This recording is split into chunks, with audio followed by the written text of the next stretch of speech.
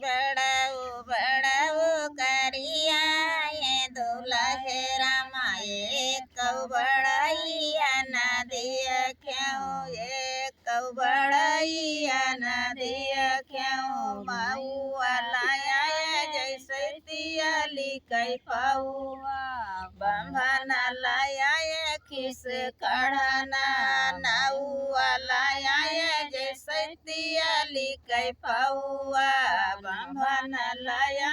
खिस कढ़ना। माई तुमसे पूछाऊं भैया रे दुल्हे रामा काहे तोरे लंबी लंबी टंगिया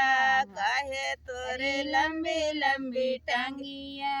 हमारे न मैया उठावा के गईली वही मोरी लंबी लंबी टंगिया हमारी न मैया उठावा के गईली वही मोरी लंबी लंबी टंगिया।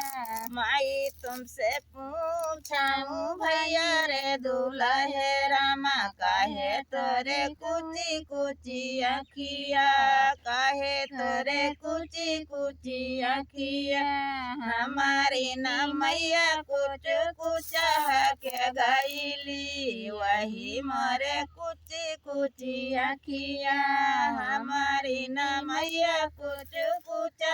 के गईली वही मोरे कुची कुची अखिया। माई तुमसे पूछाऊं भैया रे दुल्हे रामा काहे तोरे निकरी खिसिया